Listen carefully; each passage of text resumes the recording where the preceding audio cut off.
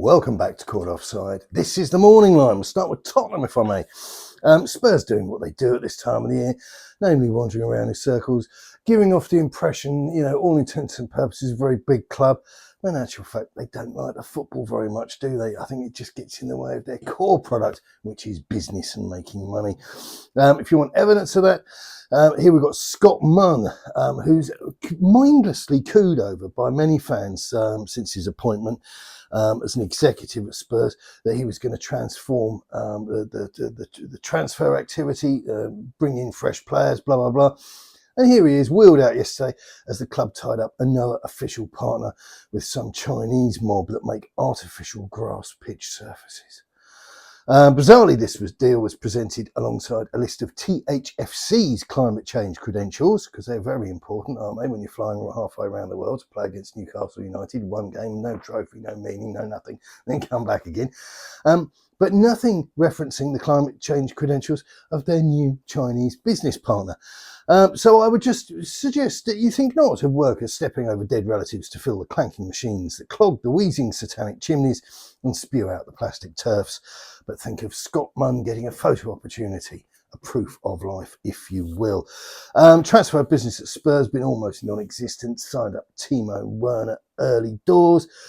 Since then, absolutely nothing. Rumours galore, but very, very circular. Club been linked with Chelsea's Conor Gallagher and Palace's Eze. Apparently, the release clause, you've got to believe the language the press are using, I'll come to them later.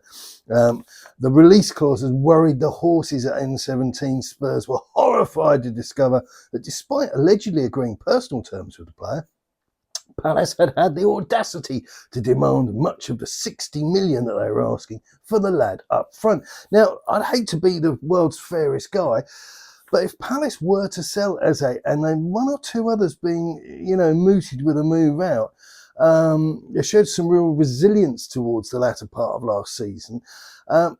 They're going to have to go to the markets themselves and probably would prefer to do so with cash on the hip, opposed to, well, we've got a payment plan here signed off by some Levy bloke. Times, of course, have hedged their bets. Beautifully weighted piece here. Essentially says that Tottenham are willing to hold off making a decision whether to bid for Palace's Eze until after the Euros. Thanks very much for that. Worth the price of the subscription, I am sure. The bottom line for me is that Spurs travel up to Scotland soon to play the Jam Thuts. I think that's the 17th of July. Yes, it is. Pre-season friendly.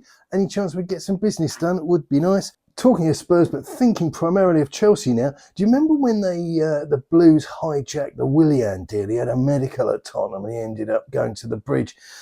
Looks like Chelsea could be about to hijack another one in a similar style. Brighton's move to sign Kiernan Dewsbury-Hall looks like it could be under severe pressure.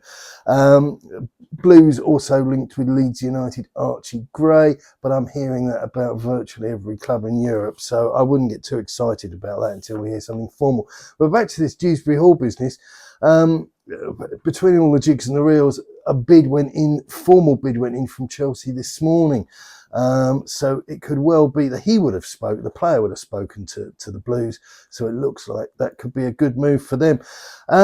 This is the best thing I've read all week. It's from Cy Phillips Talks Chelsea. I read his Substack because it's really good. Chelsea looking to build a squad that can potentially cope with a 75-80 game season, including next summer's Club World Cup. You need a penny to drop somewhere, some of you. We've already had Spurs, I'm a Tottenham fan, we've already had journalists come out and say, oh yeah, fixture chaos looming, because we've got a starting 11 and any alteration deviates from that and we're in trouble. And this is Chelsea looking for a big picture solution. And you might not like certain things about the club. I don't know. I don't care. But if you go in with a mindset that that's the size of the task, 75 to 80 games, that is the way you run a club properly. That's the way you build something that might get you going in the right direction. What are Spurs building? Bloody hotels. Speaking of building, Manchester United, very leaky roof. You need to sort that out. And we've endured a pretty horrible end to the season for United. Eric Ten Hag, basically effectively sacked by the press. And I go on all the time about the infantilization of the way that football clubs are reported by our media. Needs to improve. I can't see it happening anytime soon, but all these guys are in their 20s and they have no world life experience. The press need to really get a rein in on this. I mean, the guy won United another trophy, and his win rate, his win percentage was right up there as well. And they need to kind of let go of the whole Sir Alex, you're not him sort of thing. It isn't working for you at all. I'm not sure the fans are actually behind it. I think it's the press. I think the press are mostly the problem. But United are interested in Matthijs de Ligt here. Quote here from Christian Falk, who wrote in his exclusive Fact Files column for CaughtOffside. FC Bayern have to sell players in order to be able to continue purchasing. Eric Ten Hag, who's currently negotiating his own contract with Manchester United, would like to bring in Matthijs de Ligt. Accordingly, Ten Hag should be prepared to pay a high transfer fee for the player. Bayern went up to €70 million, but United look to only perhaps match half of that. Well, that doesn't sound very hopeful. The new coach, Vincent Kompany, over on the other side, wants to rely on other players in defence. In addition to the transfer of Hiroki Ito from Stuttgart, the Munich team still wants to bring in Jonathan Tah from Leverkusen. Tah is one of the regular players for the German team at the European Championships. All I can say, is football's not a complicated game. Perhaps the United board might want to do what other successful football boards do and back the coaches they appoint. Just an idea.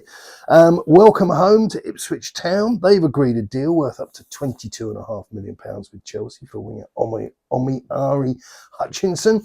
Tractor Boys are back in the Premier League for the first time in 2 decades. With the future of manager Kieran McKenna sorted, they are now setting out to strengthen their squad. 20-year-old, as you may be aware, spent last season on loan at Portman Road, was a key part of the side that won promotion. Now on the brink of making that move permanent. Also, West Ham's Ben Johnson has agreed to join Ipswich Town when his contract expires at the end of the month. Johnson's future will be a constant topic of conversation, I should imagine, both inside and outside of the Johnson household, with a 24-year-old reportedly turning down a 5-year offer from the Hammers, according to the Times. Again, he's going to more interested to get regular football. And a deal worth about 60 grand a week.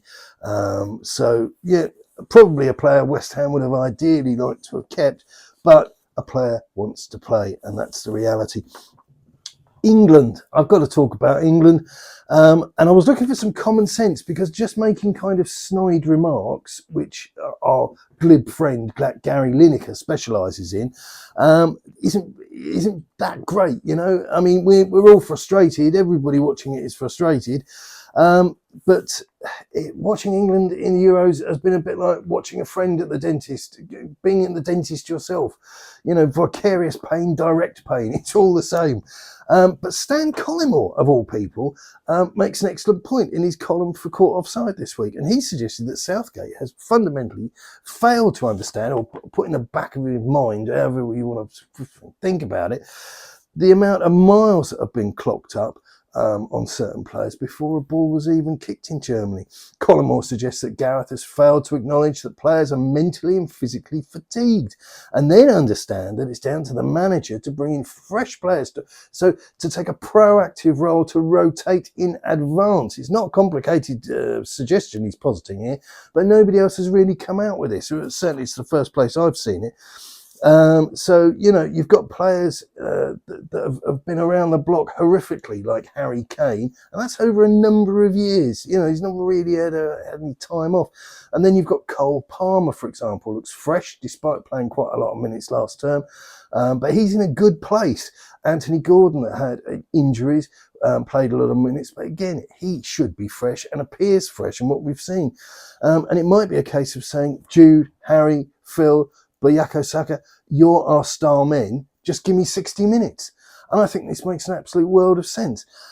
What it says to the players is that if you're not playing 90, then after the hour mark, the cavalry will arrive. And if Gareth had perhaps offered that message, Collymore says to the press, before the tournament, acknowledged the fatigue hurdle, we might be here sitting viewing the situation rather differently. Southgate should have come out, but as I always say with Southgate, he's far more concentrated, far more conflicted with the politics of football, with the perception of what he says and does, how he conducts himself, which is why you get this tortuously woke routine from him, where you ask him how the training went and he says, oh, the people watching the game were very respectful afterwards and gave us a round of applause. He comes out with so much gibberish because his brain isn't wired right. And if he'd have just said, our stars have played more minutes, they're definitely more fatigued, they're carrying more weight with them in that respect. I've listened to what they've said and I'm going to give them an hour in the group games, and then we've got more enough ability elsewhere to come on. If he'd done that, we'd have got better results, scored more goals, given the big players a rest and reduced the weight of hassle on his back. But as I say, the man is a nitwit. I know that isn't helpful saying that, but that's the reality. And neither is he. He's not helpful either. That's it for now. I'll speak to you soon. Good luck.